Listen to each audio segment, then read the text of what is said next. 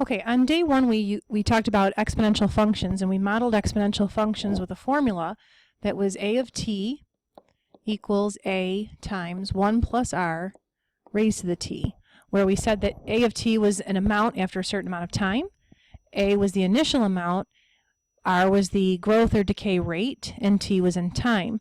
This formula only works when we're growing or decaying in a yearly time fashion, but not all bacteria or money or population grows or decays in a year. You might be able to accrue interest monthly or daily or weekly. And if that's the case, we need another formula to deal with those situations. So the nominal annual percentage rate, or APR, is the percent rate of change per compounding periods of time times the number of compounding periods per year. In other words, how many times it happens in a year.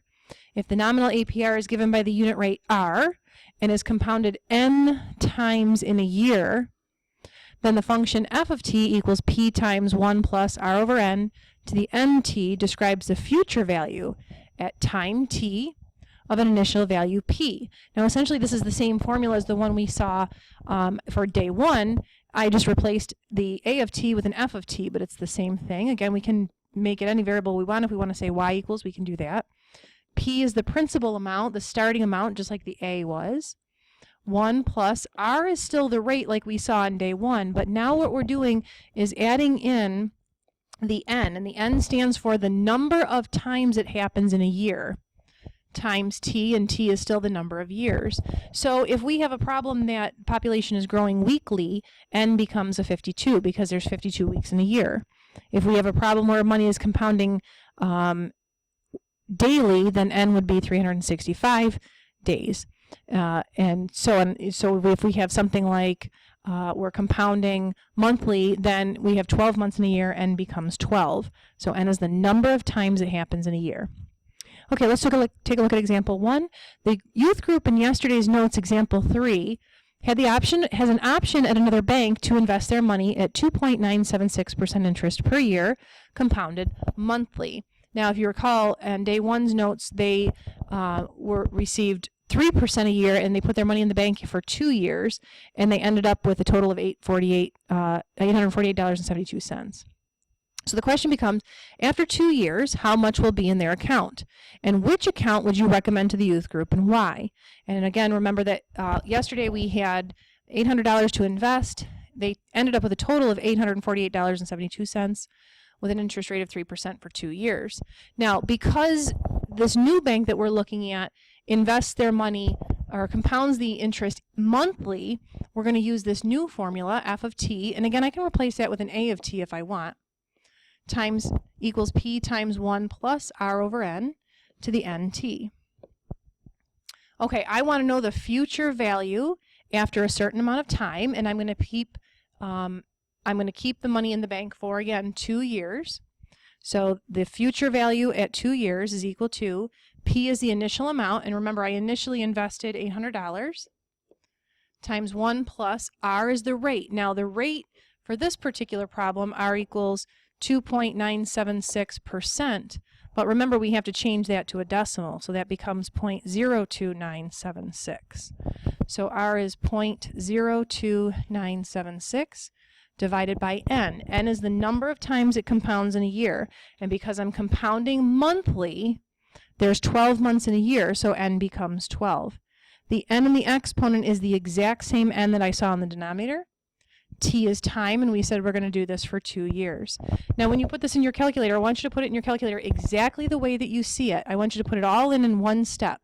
So 800 times 1 plus 0.02976 divided by 12 raised to the 24th power. I want you to press pause, come back to the video. When you come back to the video, I'll have the answer done. Okay, so after 2 years, we're going to have $849 in the bank. Now compare that to yesterday's. So it says, after 2 years, how much would be in their account? So after 2 years, we'd have $849. Which account would you recommend to the youth group, and why? Now remember, yesterday's account gave us $848.72, and the new account today is $849. So we're really looking at a difference of 28 cents. So the difference between the two banks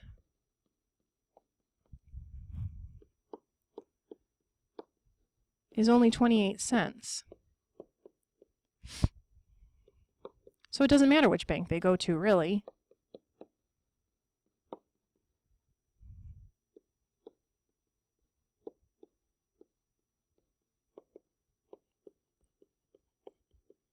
If you want to say you want to go to the new bank because you're going to be making an extra 28 cents, that's fine if you can justify that explanation. Okay, let's take a look at number 2. Number 2 says a study of an annual population of the red-winged blackbird in Fort Mill, South Carolina shows the population B of t can be represented by the function B of t equals 750 times 1.16 raised to the t, where t represents the number of years since the study began. In terms of monthly growth rate, now remember t is in years, but now we want to look at a monthly growth rate. The population of the red-winged blackbirds can be best approximated by the function, and we got to pick which one is going to be most appropriate. Now, this formula here, this is when we're compounding yearly. Remember, we had a new formula when we were compounding monthly, and we had to account for that in the exponent. So what I really need to do is I kind of need to change this exponent here so that there's an n, just like I saw when I'm compounding on the first problem.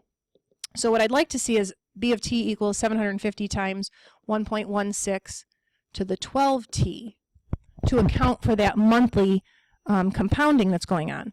Well, I'm not allowed to just add a 12 into the problem. I can't just change the formula. Because I put a 12, I multiplied by a 12 for the exponent, I have to account for that, and on the inside, I'm going to give that 1.16 an exponent of 1/12. And the reason that I'm doing that is because, remember, that a power to a power is a product.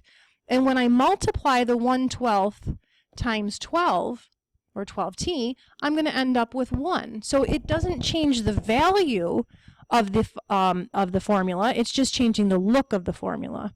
So now what I want to do is put 1.16 to the 1/12 in my calculator, and that'll help me find the answer. So I get B of t equals 750 times, and if I were to put 1.16 raised to the 1/12 power, I'm going to get 1.012445138 raised to the 12t. And if I round that off, I'm going to end up with option 2. Okay. Now, exponential functions can have irrational bases as well. And what that means is, excuse me, the number that you're going to get raised to an exponent is not going to be a nice number like 2 or 3 or 5 or 1/2. We can have pi as a base, for example. Another important irrational number, now you know pi to be irrational. There's another number out there, and that number is called e. E is an irrational number like pi is, and e is approximately 2.71828182, and it keeps going on and on. This is not a repeating decimal at all. Remember, irrational numbers can't repeat and they can't end. So e is a number just like pi is a number. And we can graph y equals e to the x on the graphing calculator. So what I want you to do is open up your graphing calculator, and I want you to graph y equals e to the x on your graphing calculator, and you'll find e to the x under the ln button on the left-hand side of the calculator. So go ahead and graph that and pause the video. When I come back to the video, I'm going to show you, I'll have the graph up for you. Okay, so I graphed y equals e to the x on the calculator, and what I want you to notice from this graph is y equals e to the x is an exponential growth function. So again, e is just a number like pi. Okay, and when I graph e to the x, it looks like an exponential growth problem. Now, natural base exponential functions, that's what e is, are exponential functions with base e, meaning e raised to some power. These functions are used for describing continuous growth or decay, and exponential functions with base e have the same properties as other exponential functions. In other words, they're going to have asymptotes. They will increase at a constant percentage rate over time or decrease at a constant rate over time. Okay, now we use e for more compounding problems, and we use e when we're going to compound what we call continuously. So we have a new formula that we're going to use when we compound continuously. And that formula is A of t equals P times e to the RT. P still stands for the principal amount, R still stands for the rate, and T is time in years. So we've got two new formulas today that we have to take a look at. So number 3, suppose you won a contest at the start of 5th grade and they deposited $3,000 into an account that pays 5% annual interest compounded continuously. And that's how I know I'm going to use this E formula. How much will you have in the account when you enter high school 4 years later? And we're going to round the answer to the nearest dollar. So I start with the formula A of t equals P times e to the RT. P is the initial amount or principal, which we said was $3,000, times e raised to the R, which is 0.05, because I can't use 5%, I have to change it to a decimal, and T is time 4 years later. So again, I want you to press pause, come back to the video, put that in your graphing calculator. In addition to that, I also want you to try example 4. So when you come back, I'm going to have example 3 finished and example 4. Okay, so in example 3, we ended up with $3,664.21, which rounded to the nearest dollar is $3,664. So like I said, I was going to do example 4 as well as example 3, and we have the same formula because we are decaying constantly, and negative 0.0004 is my rate, already as a decimal. Notice they didn't give it to me as a percentage this time. It says how many grams will remain of a 50-gram sample, so that's my initial amount of radium after 20 years, and that's my time. So because I'm decaying constantly, I have a decay rate of, or a decay constant, which means I'm going to use E. So my initial amount was 50 times E. Now notice when I am talking about exponential decay, that R is going to be negative. So negative 0.0004 times 20. And I just put that all in my calculator at once and I get 50 grams.